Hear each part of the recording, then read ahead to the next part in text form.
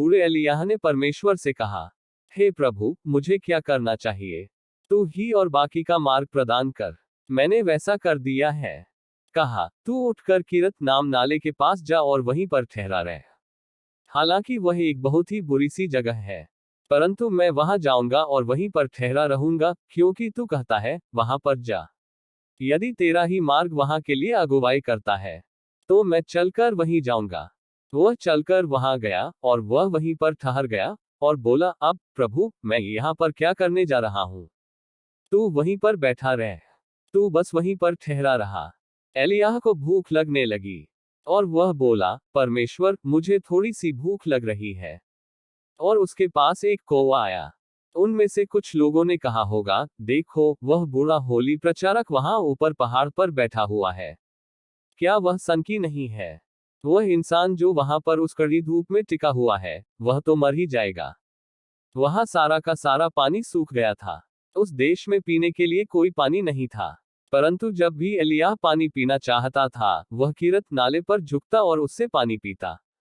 तब जब उसे भूख लगी, तो एक कौवा अपने मुंह में सैंडविच दबाए हुए उसके पास लेकर आता है और कहता है, एलिय्याह, ये रहा भोजन।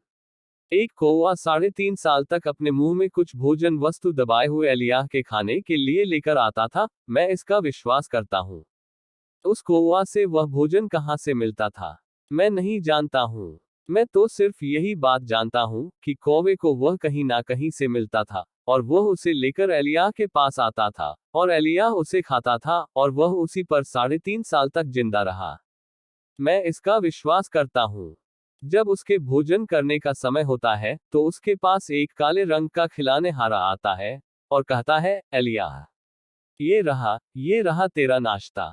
मैं कल्पना कर सकता हूँ, एलिय्याह के पास तो कुछ काले सेवक थे। उसके पास कुछ कौवे थे, जो उसके लिए हर एक खाने के वक्त पर भोजन लेकर आ रहे थे। परमेश्वर के पास कहीं पर भोजन कक्ष था। उसने इसे कहीं पर तैयार करके रखा हुआ था। वह उसे पकाता था और उसे एलिय्याह के पास भेज देता था। ठीक वही परमेश्वर आज भी जिंदा है और हुकूमत करता है। ये कहानी परमेश्वर के शक्तिशाली चमत्कारों को दर्शाने के लिए है। इसमें श्रद्धा और विश्वास का प्रशंसनीय संदेश है। हम सभी को प्रार्थना करनी चाहिए कि परमेश्वर की शक्तियों में विश्वास रखें, परमेश्वर उनकी दया और कृपा के साथ अपने जीवन को जिए। हमें ध्यान देना चाहिए कि सभी व्यक्ति परमेश्वर के अद्भुत चमत्कारों का भागीदार हो सकते हैं और उनका अनुभव कर सकते हैं। आमीन। और प्रभु आपका भला करे।